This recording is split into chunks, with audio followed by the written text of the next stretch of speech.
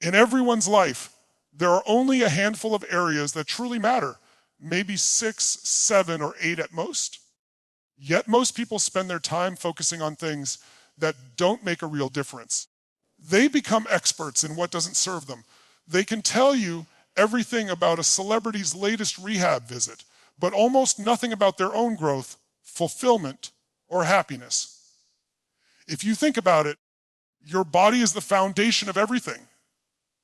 Without health, without strength, without energy, nothing else matters. You don't want to be the wealthiest person in the graveyard. What good is that? When your body is vibrant, when energy and vitality are flowing through you, it affects everything, your relationships, your business, your mindset, and your joy. You can't treat your health casually. It's something you must master, not dabble in. Then there are emotions, because emotion is the force that determines the quality of your life. You could have all the money in the world, be admired and loved by millions, but if your dominant emotions are anger and frustration, then your life feels like anger and frustration. Your emotions are your life. Relationships are another cornerstone, especially intimate ones. That's where the greatest joy can come from, and also the deepest pain. But it's an area worth mastering, not one to drift through. And then there's time. How you use your time shapes everything. Most people confuse movement with achievement. They cross items off a list and feel productive, but they're not progressing toward what truly matters. You've got to master time, not just manage it. The goal is to squeeze the juice out of every day to create real value, joy, and meaning for yourself and those you love. Next comes your career or business. Most businesses fail not because people aren't smart, but because they dabble. They don't commit to mastery. That's why 96% of businesses don't make it past 10 years. Even among those that survive, few are truly profitable or fulfilling. Mastery, not dabbling, is what separates success from struggle. Then there's money itself. You must learn to master it so that money becomes a tool, not a source of stress. You should reach a point where money is no longer a question in your life, where you can give, share, and leave abundantly without fear. And finally, there's the spiritual dimension. I never tell people what to believe spiritually, but I do believe that whatever your faith or philosophy, it must make you grow and give. If you're growing, you feel alive. If you're giving, you feel truly fulfilled. Those two, growth and contribution, are the essence of spiritual life. When I look around, I see that most people aren't truly fulfilled. Most aren't fit and healthy. Most aren't in passionate, loving relationships. Most aren't doing work they love or earning what they desire. But a few people are. A few have created lives of joy, passion, financial strength, love, and contribution. I became obsessed with discovering what those few do differently and teaching it to others. Everyone measures life differently because everyone values different things. Some crave success or significance. Others crave love, comfort, or certainty. But the truth is, there are certain fundamentals that determine whether your life truly works or not. Your life, moment to moment, is shaped by your emotional state. Learning how to change your state, how to go from frustration or fear back into calm, creativity, or determination, is one of life's most critical skills, because your state shapes your decisions, your relationships, and your destiny. If you're angry, you'll respond one way. If you're playful or curious, you'll respond entirely differently. So if our states control our behavior, what controls our states? Over the long term, it's our worldview, our model of how life is supposed to be. Everyone has different targets and goals, but underneath those surface desires are the same fundamental human needs. After traveling to over 100 countries, I realized that all people, no matter their background, are driven by 6 basic human needs. The first is certainty, the need to feel safe, secure, and comfortable to avoid pain and have some level of predictability in life. The second is uncertainty, the need for variety and surprise. Without it, we feel dead inside. Too much certainty leads to boredom. Too much variety creates chaos. The key is understanding your own balance. The third is significance, the need to feel unique, important, special. The fourth is love and connection, to feel cared for and to give care in return. The fifth is growth, because if you're not growing, you're dying. And the sixth is contribution, the need to give beyond yourself to make a difference. Everyone has these 6 needs, but we prioritize them differently. For some, certainty comes first. They want things to always stay the same, and any change terrifies them. Others place love above everything. They'll sacrifice comfort or control for connection. And some are driven primarily by significance. They need to stand out, to prove themselves, to be the one. Your top 2 needs shape your life more than anything else. Most people today are driven by significance and certainty. We live in a social media world where significance is currency. People filter their photos, fake their stories, and present lives that aren't real, all to look important. But that obsession with significance separates us. Certainty is the other dominant driver. Many people want to be sure before they act. But if you require certainty before starting something, you'll never build anything great. Business, love, and life all require uncertainty, risk, vulnerability, and growth. I always look at which needs dominate someone's life and whether they fulfill those needs in healthy or unhealthy ways. 2 people may both crave significance. One may achieve it by serving others, while the other may do it by tearing people down. The difference lies in their rules and beliefs, what they think must happen to feel significant, loved, or secure. But here's the real secret. An extraordinary life is not about having more. It's about mastering 2 distinct skills.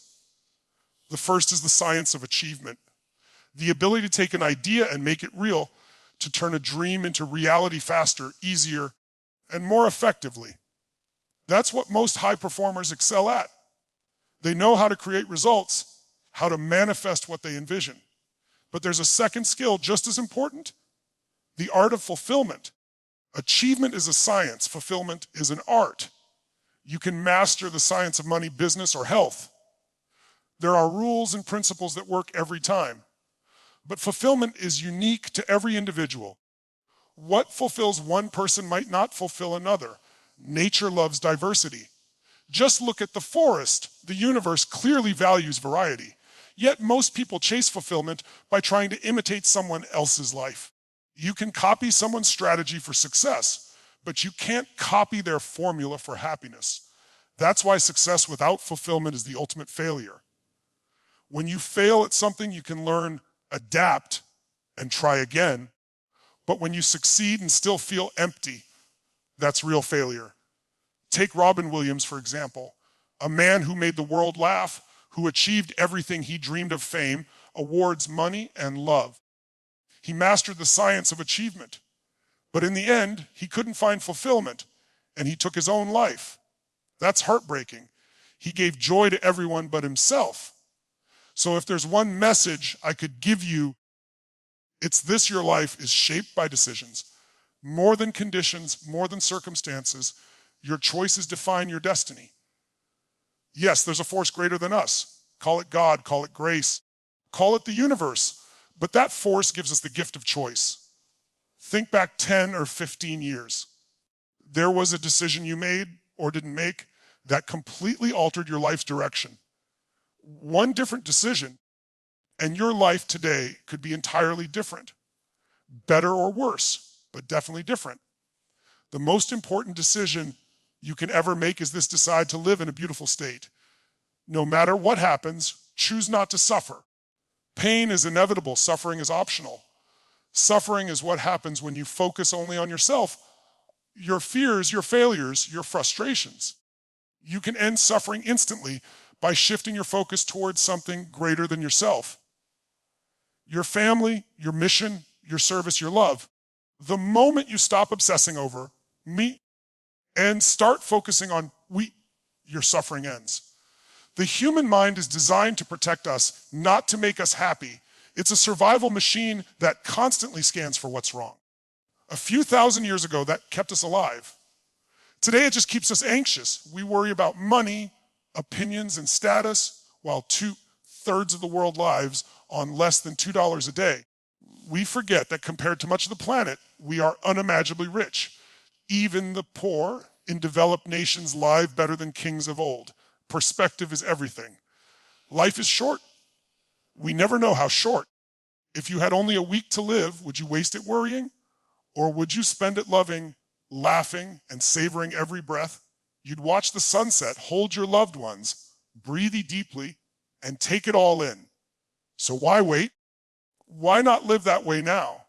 The truth is, every time you suffer, it's because your mind is focused on yourself, on what you didn't do, what someone did to you, what you could lose. Even when you say, I'm worried about my kids, it's still about you. You're worried you didn't do enough, that you'll lose them, that you'll feel guilty. Awareness is power. The moment you recognize this pattern, you can choose again. You can decide, I will live in a beautiful state. That doesn't mean you'll never feel pain. It means you won't stay there. You'll return to joy, to love, to gratitude faster and faster each time, because life will always bring challenges. People will get sick. Governments will change the rules. Businesses will fail. Relationships will evolve. But through it all, you can choose your state. If Viktor Frankl could find meaning and joy while imprisoned in Auschwitz, then you and I can find it in our daily struggles. We vastly underestimate our capacity to create peace and joy regardless of circumstance. If your happiness depends on other people behaving the way you want, you'll always suffer. Because people change, they're human. But if your happiness depends on your ability to appreciate this moment, you're free. Success is hitting an expectation. But if you want to live richly, trade your expectations for appreciation. In that instant, your world transforms. When you appreciate, everything becomes beautiful. This moment, this breath, this connection. If you can't find joy in what's in front of you right now, in a conversation, a sunset, or your child's laughter, then nothing you gain will change that. More money, more followers, more success won't fill that gap. Fulfillment doesn't come from more. It comes from now. Wealth isn't a number. It's a decision. You can be wealthy right now if you choose to see abundance. I spend part of the year in Fiji, and the villagers there are among the happiest people I've ever met. They have little in terms of possessions, but they live in joy, laughter, and community. They don't measure wealth in dollars. Meanwhile, wealthy travelers from around the world come there searching for peace. They plan for years, chasing success so one day they can finally relax. And the Fijians smile and say, why not relax today? Why not be happy now? That's my invitation to you. Why wait? Why wait to feel rich, to feel grateful, to feel alive? Don't postpone joy until you've achieved everything, because the truth is that list never ends. Master the science of achievement, yes. But more importantly, master the art of fulfillment. Learn to live in a beautiful state. Choose appreciation over expectation. Find joy in the smallest moments, because that's where real life happens. Don't wait to be happy someday. Be happy now. That's the true measure of success.